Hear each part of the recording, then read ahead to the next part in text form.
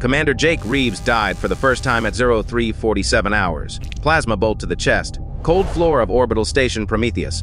Last thing he saw was a figure disappearing around the corner. Then nothing.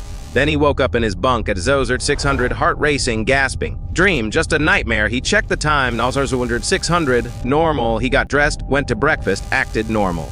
But something felt wrong. A feeling he couldn't shake, like DJ Vu, but deeper, heavier, like he'd been here before, lived this exact morning before he ignored the feeling. Bad idea. At 0347 that night, Jake died again, same spot, same plasma bolt, same figure disappearing around the corner, same nothing. Same waking up at 0600, same racing heart, same gasping breath. And this time he remembered both deaths. This isn't happening, he whispered, gripping his bunk rails. This can't be real, but it was real. Every single detail matched.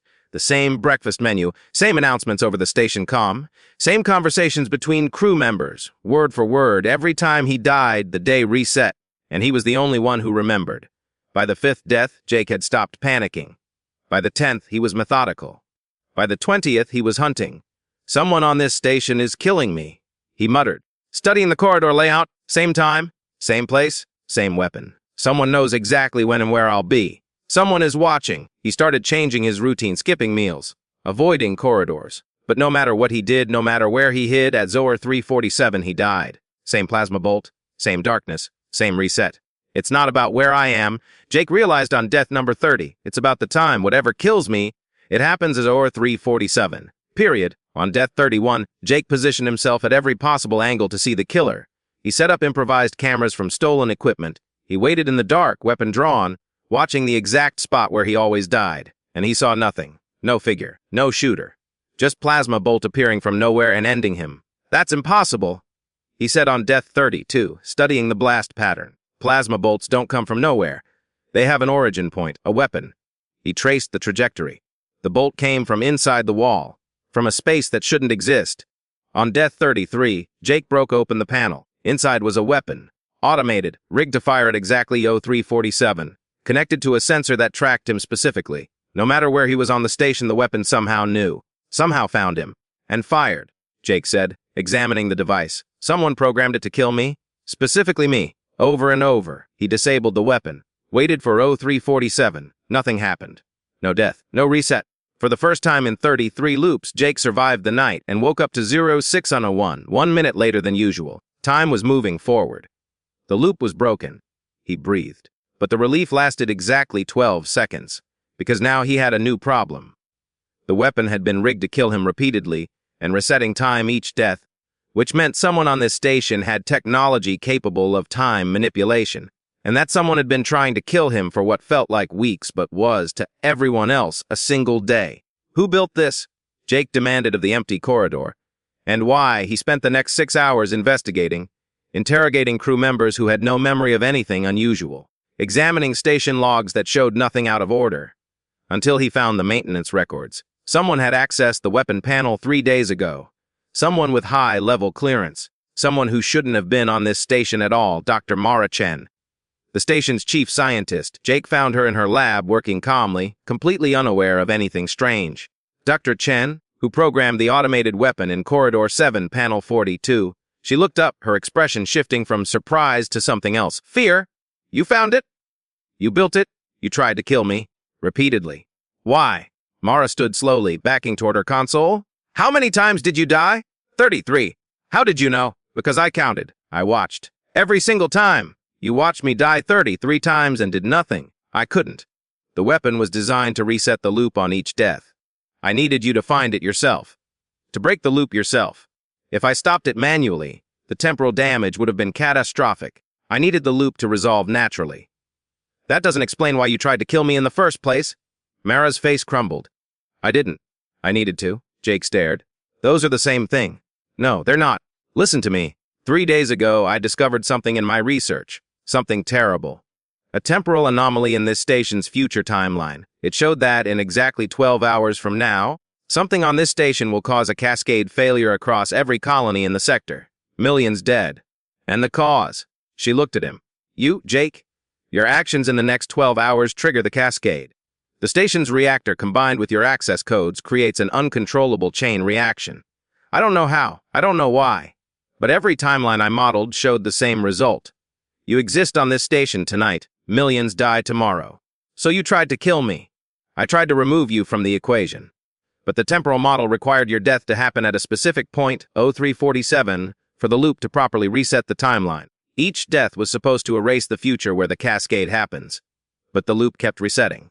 Yes, because the cascade is inevitable as long as you're alive on this station. The loop was my way of buying time, of trying different solutions. On some loops I tried warning you. You didn't believe me. On others I tried disabling the reactor myself. It didn't work. The cascade always found another path. Jake's mind raced. You said it's triggered by my access codes combined with the reactor. What if we change the codes? Already modeled. Doesn't work. The cascade finds another way. What if we shut down the reactor entirely? Station loses power. Thousands on board die anyway.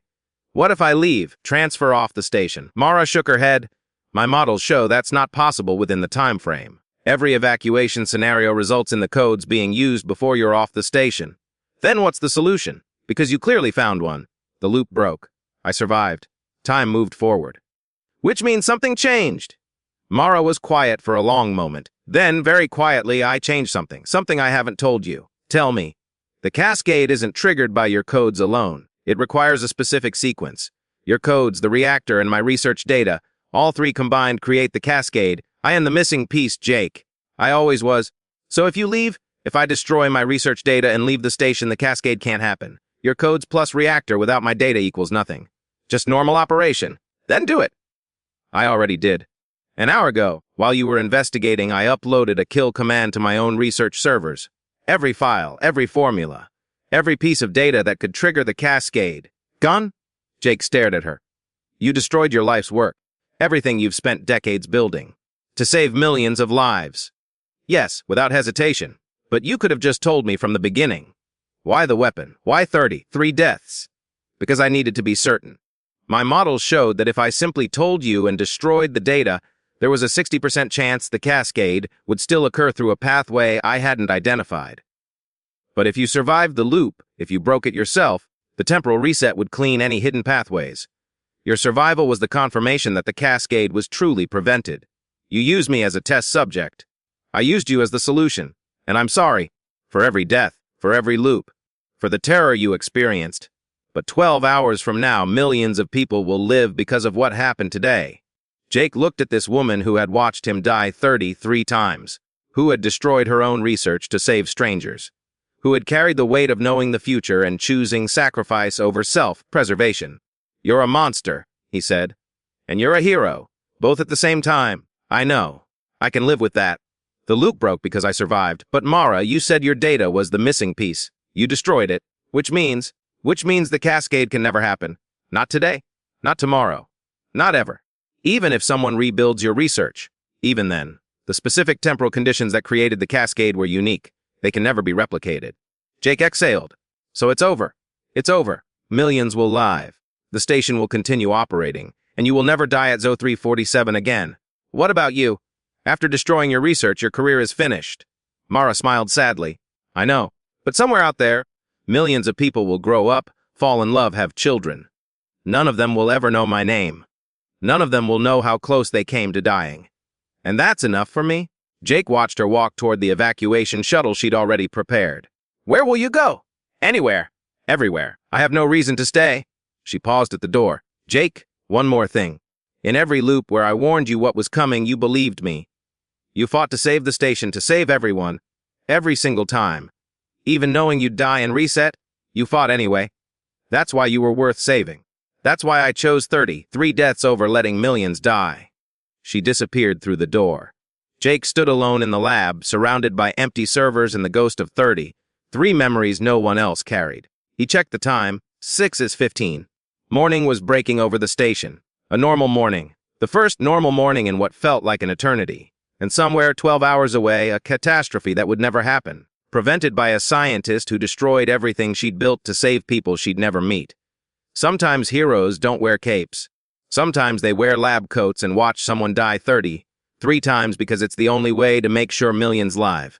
Jake hoped, wherever Mara Chen went, she found peace. She'd earned it. More than anyone he'd ever known.